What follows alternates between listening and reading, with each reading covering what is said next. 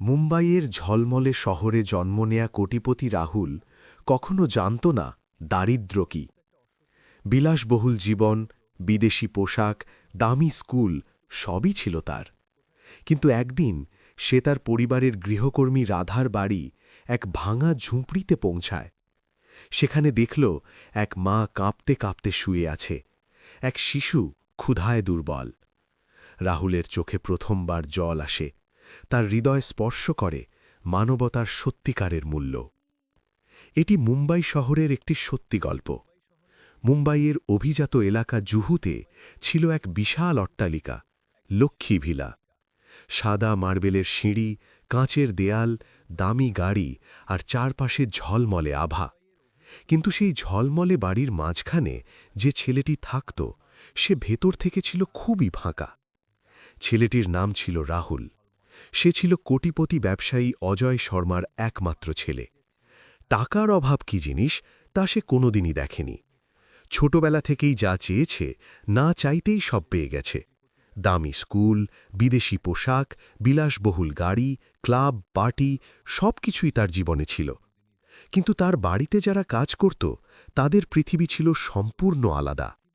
তাদের মধ্যেই একজন ছিল রাধা, প্রায় ২২ বছরের এক রোগা পাতলা মেয়ে। সবসময় সাধারণ পোশাকে মাথা নিচু করে কাজ করত। সে প্রতিদিন ভোরে সবার আগে বাড়িতে আসত, চুপচাপ ঝাড়ু দিত, মেঝে পরিষ্কার করত, বাসন মাজত, কাপড় ধুত, আর কারো সাথে খুব বেশি কথা না বলে সন্ধ্যার আগেই বাড়ি ফিরে যেত। বাড়ির অন্য চাকররা মাঝে মাঝে তাকে নিয়ে মজা করত, কখনো বকাঝকা করত, আবার কখনো নিজের কাজ তার উপর চাপিয়ে দিত। কিন্তু রাধা কখনো কোনো অভিযোগ করেনি। একদিন রান্নাঘরে কাজ করতে করতে বয়স্ক রাঁধুনি লক্ষ্মীবাই বললেন, এই রাধা, তুই প্রতিদিন এত তাড়াহুড়ো করে চলে যাস কেন? একটু বিশ্রামও তো নিতে পারিস।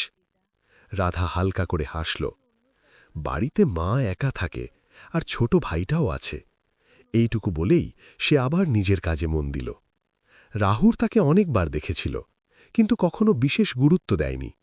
তার কাছে বাড়ির চাকররা ছিল শুধু কাজ করার মানুষ। মানুষ হিসেবে তাদের আলাদা কোনো মূল্য ছিল না। তবে রাধার একটা বিষয় আলাদা ছিল।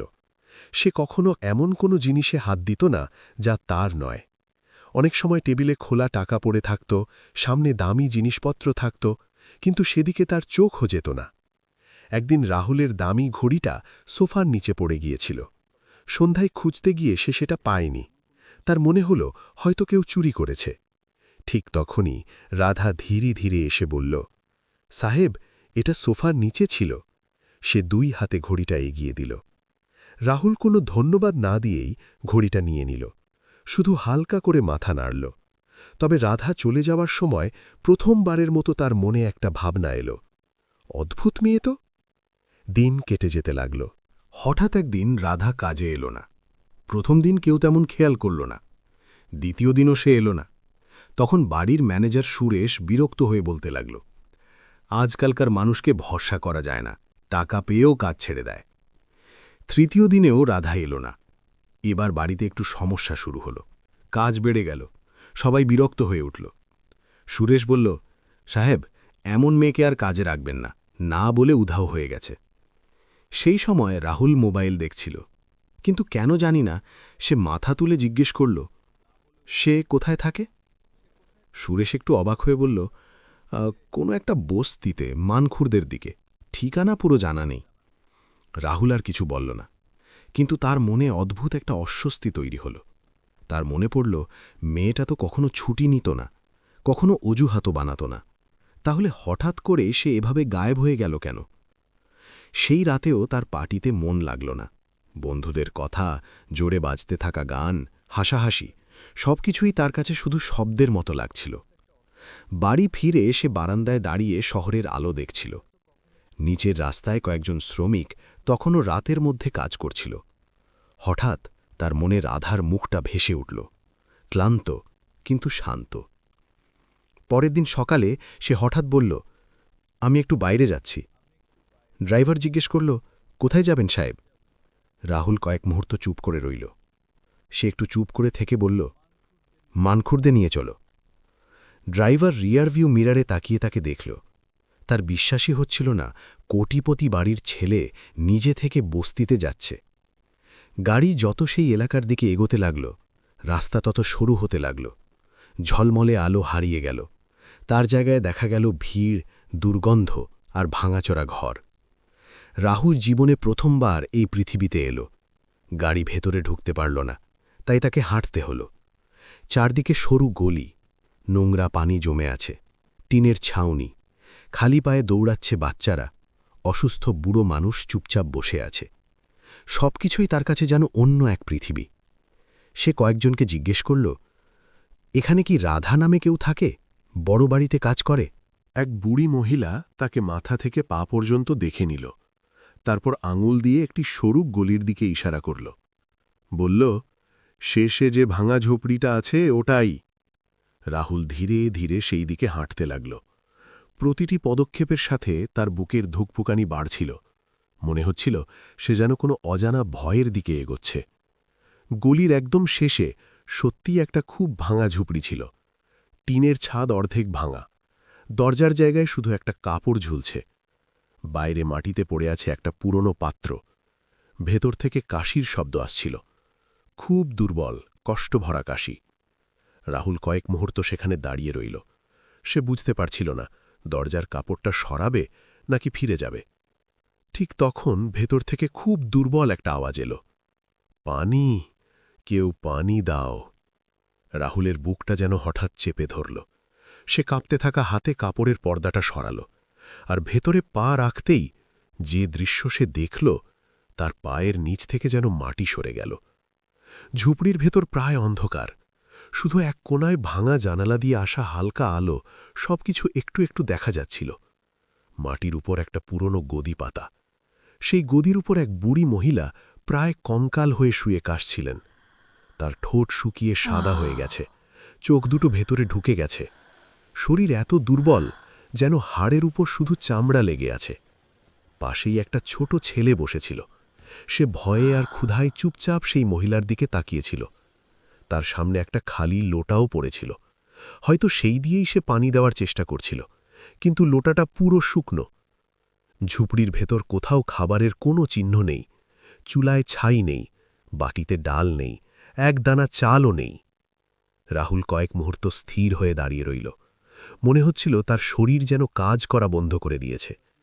জীবনে প্রথমবার সে বুঝল গরিবী দেখতে কেমন, গরিবীর গন্ধ কেমন, আর কিভাবে চুপচাপ একটা মানুষকে ভেঙে দেয়। ঠিক তখন বুড়ি মহিলা আবার কষ্ট করে বললেন, পানি।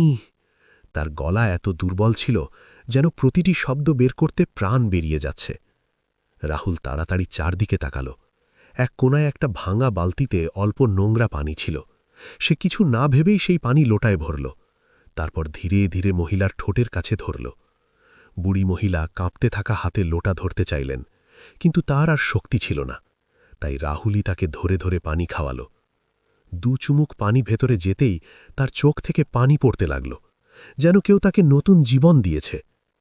ঠিক তখন ঝুপড়ির দরজায় শব্দ হল। রাহুল পিছনে তাকাল। দরজায় দাঁড়িয়েছিল রাধা, তার হাতে ছোট একটা ওষুধের প্যাকেট আর অর্ধেক ভরা পানির বোতল। রাহুলকে সামনে দেখে মনে হলো তার নিঃশ্বাসই বন্ধ হয়ে গেছে। কয়েক মুহূর্ত দুজন শুধু একে অপরের দিকে তাকিয়ে রইল। রাধার চোখে একসাথে ভয়, লজ্জা আর দুশ্চিন্তা। সে দ্রুত ভেতরে ঢুকে বোতলটা মাটিতে রাখল, তারপর মায়ের পাশে বসে পড়ল। কাঁপা গলায় বলল, মা, পানি নিয়ে এসেছি। তারপর ধীরে ধীরে মায়ের মাথা নিজের কোলে তুলে নিল আর বোতল থেকে তাকে পানি খাওয়াতে লাগল। বুড়ি মহিলা কষ্ট করে চোখ খুললেন আর নিজের মেয়ের দিকে তাকালেন। মনে হচ্ছিল যেন তাকে চিনতেও তার খুব কষ্ট হচ্ছে। রাহুল এখনও হতবাক হয়ে দাঁড়িয়েছিল। সে বুঝতে পারছিল না কি বলবে, কি জিজ্ঞেস করবে। এই সেই মেয়ে যে তার বাড়িতে চুপচাপ আজ করত, আর এখানে তার জীবন এত ভয়ঙ্কর অবস্থায়। রাহুল ধীরে জিজ্ঞেস করল, তুমি কাজে আসনি কেন? রাধা তার দিকে না তাকিয়েই বলল, মা অসুস্থ। শুধু এতটুকুই। কথাগুলো ছোট ছিল, কিন্তু তার ভেতরের কষ্ট এত গভীর ছিল যে রাহুল আর কিছু জিজ্ঞেস করার সাহস পেল না। ঠিক তখন ছোট ছেলেটা ধীরে বলল, দিদি, খুব ক্ষুধা লাগছে।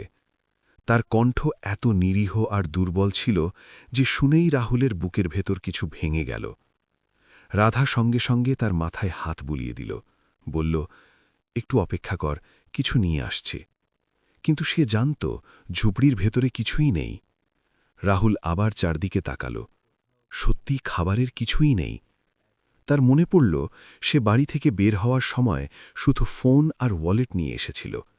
সে পকেট থেকে টাকা বের করে রাধার দিকে বাড়িয়ে দিল, বলল, এটা রাখো, খাবার নিয়ে আসো। রাধা সঙ্গে সঙ্গে হাত সরিয়ে নিল, যেন টাকাটা ছোঁয়াও ভুল। সে বলল, না সাহেব, আমি সামলে নেব। তার গলায় ভদ্রতা ছিল, কিন্তু আত্মসম্মানও ছিল খুব শক্ত। রাহুল প্রথমবার বুঝল, গরিবই মানুষকে ছোট করে না, পরিস্থিতি করে। সে একটু শক্ত গলায় বলল, এটা সাহায্য নয়, এখন দরকার। রাধা কিছু বলল না। তার চোখে জল ভরে উঠল, তবুও সে টাকা নিল না। ঠিক তখন বুড়ি মা দুর্বল গলায় বললেন, নিয়ে নে মা, বাচ্চারা তো ক্ষুধার্ত। এই কথা শুনেই রাধা ভেঙে পড়ল। সে কাঁপতে থাকা হাতে টাকা নিল আর মাথা নিচু করে দাঁড়িয়ে রইল। তার চোখ থেকে জল পড়ে মাটিতে পড়ছিল।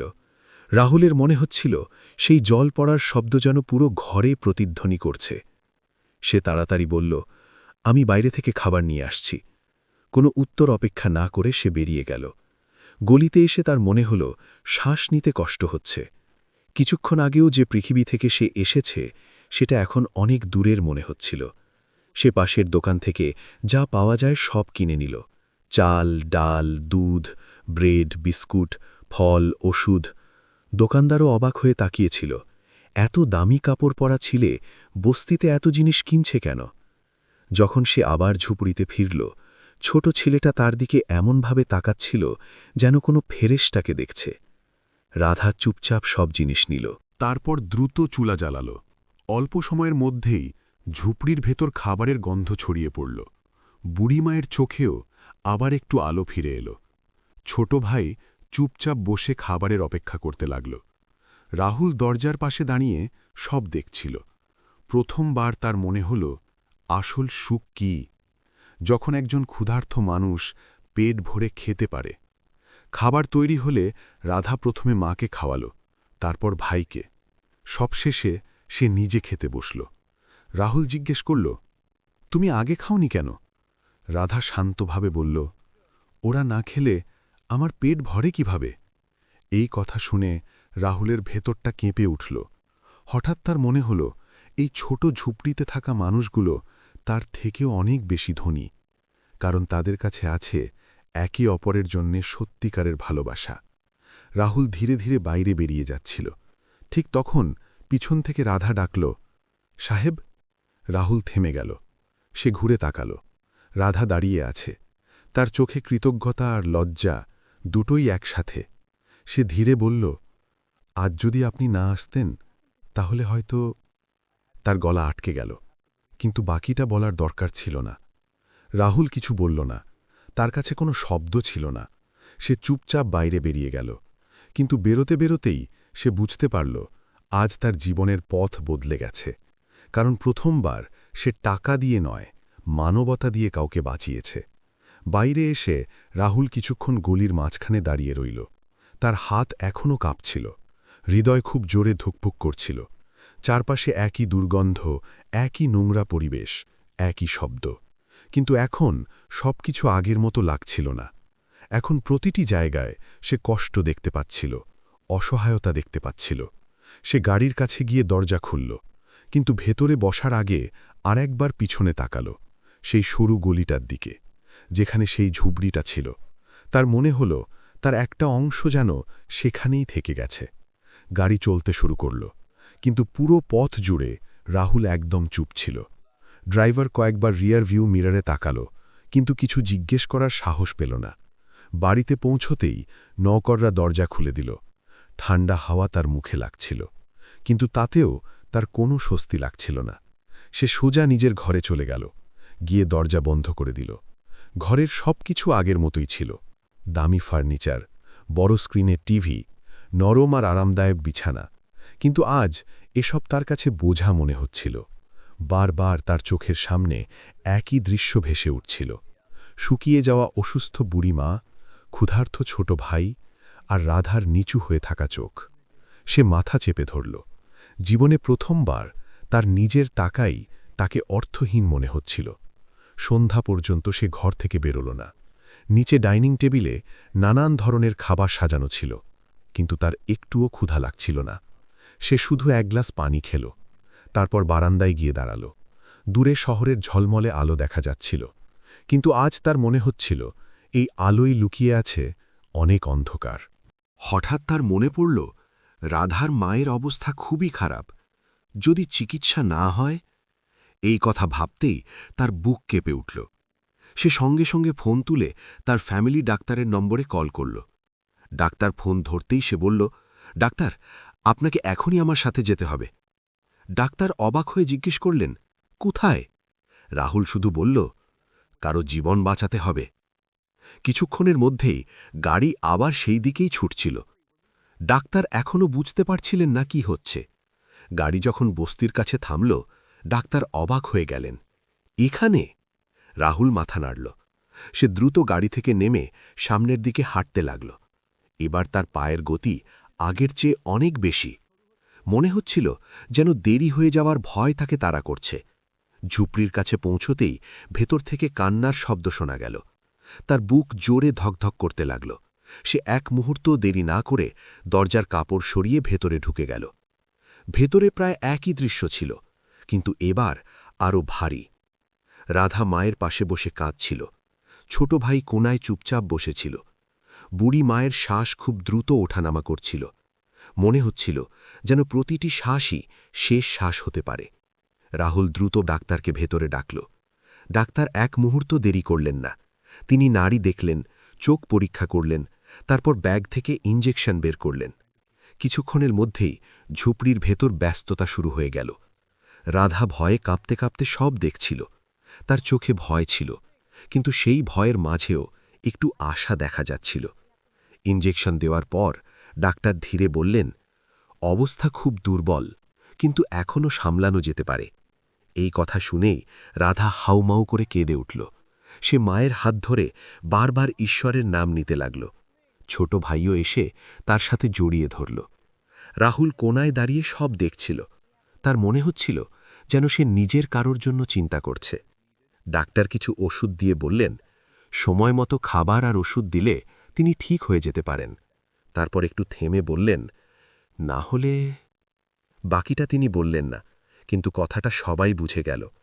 রাহুল সঙ্গে সঙ্গে বলল, যা যা দরকার হবে সব আমি করব। ডাক্তার তার দিকে তাকালেন। মনে হল প্রথমবার তিনি বুঝলেন এই ছেলে এখানে কেন এসেছে। ডাক্তার চলে যাওয়ার পর কিছুক্ষণ ঝুপড়ির ভেতর নিস্তব্ধতা নেমে এলো। রাধা চোখের জল মুছে ধীরে জিজ্ঞেস করল, সাহেব, আপনি এত কিছু কেন করলেন? তার প্রশ্নে বিস্ময়ও ছিল, আবার ভয়ও ছিল। মনে হচ্ছিল যেন সে কোনো দাম চাওয়ার আশঙ্কা করছে। রাহুল কিছুক্ষণ চুপ রইল, তারপর শান্তভাবে বলল, কারণ কারো না কারো তো সাহায্য করা উচিত। কথাটা খুব সাধারণ ছিল, কিন্তু তার ভেতরের সত্যতা ছিল। রাধা প্রথমবার তার দিকে সরাসরি তাকাল। হয়তো প্রথমবার সে তাকে শুধু মালিক নয়, একজন মানুষ হিসেবে দেখল। রাত হয়ে আসছিল। ঝুপড়ির বাইরে অন্ধকার নেমে এসেছে, কিন্তু ভেতরে একটা ছোট আশার আলো জ্বলে উঠেছে। রাহুল বের হয়ে যাচ্ছিল। ঠিক তখন ছোট ভাই ধীরে তার কাছে এসে তার হাত ধরে ফেলল। তার চোখে ছিল নিষ্পাপ সরলতা। সে ধীরে জিজ্ঞেস করল, ভাইয়া, আপনি কি কালো আসবেন? এই কথা শুনেই রাহুলের গলা ভারী হয়ে গেল। মনে হল যেন কেউ তাকে আপন করে নিয়েছে। সে হালকা করে মাথা নাড়ল। হ্যাঁ, আসব। ছোট ছেলেটার মুখে প্রথমবার হাসি ফুটে উঠল। রাহুল বাইরে বেরিয়ে গেল, কিন্তু এবার তার পায়ের চলা হালকা ছিল। মনে হচ্ছিল সে খালি হাতে যাচ্ছে না, বরং কিছু অমূল্য জিনিস নিয়ে যাচ্ছে। গাড়িতে বসতেই সে চোখ বন্ধ করল। আজ প্রথমবার সে বুঝল, জীবনের মানে শুধু নিজের জন্য বাঁচা নয়, কখনো কখনো একজন অচেনা মানুষের জন্য থেমে যাওয়াই মানুষ হওয়ার আসল পরিচয়। সে জানত না এই সিদ্ধান্তই তার পুরো জীবন বদলে দেবে। পরের দিন সকালে রাহুল খুব ভোরে উঠে পড়ল। সারা রাত তার ঘুম হয়নি। বারবার সেই ঝুপড়ি, সেই অসুস্থ মা আর সেই শিশুর কথা মনে পড়ছিল। ভাইয়া, কালও আসবেন? সে কিছু না খেয়েই তৈরি হয়ে গেল। ড্রাইভারকে বলল, সোজা বাজারে চলো। পুরো রাস্তা জুড়ে সে চুপ ছিল। তার মনে শুধু একটাই কথা, আজ যেন তারা আর ক্ষুধার্ত না থাকে। বাজার থেকে সে অনেক জিনিস কিনল, রেশন, দুধ, ওষুধ, কম্বল, এমনকি ছোট একটা স্টোভও। দোকানদার অবাক হয়ে তাকিয়ে রইল, কিন্তু রাহুল সব গাড়িতে তুলে সোজা বস্তির দিকে রওনা দিল। এবার তার পায়ে কোনো দ্বিধা ছিল না। গলির লোকজন তাকে চিনতে শুরু করেছিল। কিছু বাচ্চা তার পিছনে পিছনে হাঁটছিল। সে ঝুপলির সামনে এসে ডাক দিল। রাধা ভেতর থেকে বেরিয়ে এলো। তার চোখে ক্লান্তি ছিল, কিন্তু আগের মতো ভয় ছিল না। রাহুল চুপচাপ সব জিনিস ভেতরে রাখতে লাগল, চাল, দুধ, ফল, ওষুধ। অল্প সময়েই ছোট ঝোঁপড়িটা জিনিসে ভরে গেল। রাধা শুধু তাকিয়ে রইল। মনে হচ্ছিল সে যেন বিশ্বাসই করতে পারছে না। ভেতর থেকে মা জিজ্ঞেস করলেন, কে এসেছে মা? রাধা বলল, ওই সারেব। মায়ের চোখে জল এসে গেল। ছোট ভাই আনন্দের সব জিনিস ছুঁতে লাগল। রাহুল তার মাথায় হাত রাখতেই সে হাসল, আর সেই হাসি রাহুলের হৃদয়ে গিয়ে পৌঁছল। কিছুক্ষণ পর রাধা ধীরে বলল, সাহেব, এত কিছু করবেন না, আমরা ভিক্ষুক নই। রাহুল শান্তভাবে বলল, এটা দান নয়, এটা দরকার। ঠিক তখন তার চোখ পড়ল একটা পুরনো ছবির ওপর। সে জিজ্ঞেস করল, এটা কে? রাধা বলল, বাবা, 2 বছর আগে মারা গেছেন। রাহুল সব বুঝে গেল। তার চলে যাওয়ার পরই এই পরিবার ভেঙে পড়েছে। ঠিক তখন বাইরে থেকে মানুষের ফিসফাস শোনা যেতে লাগল। বাইরে কেউ বলছিল, মেয়েটা বড়লোককে ফাঁসিয়ে ফেলেছে, আর কেউ হাসতে হাসতে আরও কিছু কথা বলছিল। সেই সব কথা ভেতর পর্যন্ত শোনা যাচ্ছিল। রাধা মাথা নিচু করে ফেলল। সে ধীরে বলল, সাহেব, আপনি আর এখানে আসবেন না, লোকজন ভুল কথা বলছে। তার কথাগুলো কষ্টে ভরা ছিল। রাহুল প্রথমবার বুঝল সমাজের দৃষ্টি কখনো কখনো সাহায্যের চেয়েও ভারী হয়। সে বলল, আমি যদি না আসি তাহলে চিকিৎসা হবে কিভাবে? রাধা চুপ করে রইল। ঠিক তখন মা ধীরে বললেন, লোকজন তো সবসময় কিছু না কিছু বলবেই। ক্ষুধার্ত মানুষকে খাবার দেওয়া ঈশ্বরের কাজ। এই কথা শুনেই রাধা কেঁদে ফেলল।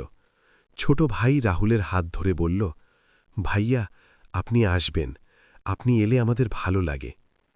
শিশুটির সেই নিষ্পাপ কণ্ঠ সব কথা ছোট করে দিল। রাহুল গভীর শ্বাস নিয়ে বলল, আমি আসতেই থাকব, কারণ আমি নিজেকে আটকাতে পারছি না। হয়তো এটা শুধু দয়া ছিল না, এটা ছিল আপন হয়ে যাবার অনুভূতি। রাধা প্রথমবার হালকা একটা হাসি দিল। সেই হাসি চোখের জলে ভেজা ছিল। সন্ধ্যা নেমে আসছিল। রাহুল যখন বেরোচ্ছিল, মা তাকে আশীর্বাদ করলেন, খুশি থাকো বাবা। রাহুল থেমে গেল, কারণ জীবনে প্রথমবার কেউ তাকে মন থেকে দোয়া দিয়েছে। সে বাইরে বেরিয়ে এলো। গলিতে দাঁড়ানো মানুষগুলো চুপ হয়ে গেল, কিন্তু এবার রাহুল কারও কথায় গুরুত্ব দিল না। গাড়িতে বসতেই সে অনুভব করল সে বদলে গেছে। এখন সে আগের সেই উদাসীন ধনী ছেলে নেই। সে জানত না ভবিষ্যতে কি হবে, কিন্তু একটা জিনিস বুঝে গিয়েছিল, এই পরিবার থেকে সে আর নিজেকে আলাদা করতে পারবে না। দিন যেতে লাগল। রাহুলের সেই ঝুপড়িতে আসা তাদের জীবনের অংশ হয়ে গেল। এখন সে শুধু জিনিসপত্রই আনত না, সে নিজের সময়ও দিত। কখনো ওষুধ দিত, কখনো খাবার রান্না করিয়ে দিত, কখনো ছোট ভাইকে পড়াত, আবার কখনো বুড়ি মায়ের পাশে বসে গল্প করত। ধীরে ধীরে মায়ের অবস্থা ভালো হতে শুরু করল। ঝুপড়িতে প্রথমবার আশার আলো দেখা গেল। কিন্তু রাহুলের বাড়িতে পরিবর্তন স্পষ্ট হয়ে উঠল। একদিন তার বাবা জিজ্ঞেস করলেন, তুমি প্রতিদিন কোথায় যাও? রাহুল শান্তভাবে বলল, একটা পরিবারের সাহায্য করতে। তার বাবা হেসে বললেন, দুনিয়ার সব গরিবের দায়িত্ব নিয়েছ নাকি? এই কথা শুনে রাহুল চুপ হয়ে গেল, কিন্তু ভেতরে কোথাও কিছু ভেঙে গেল।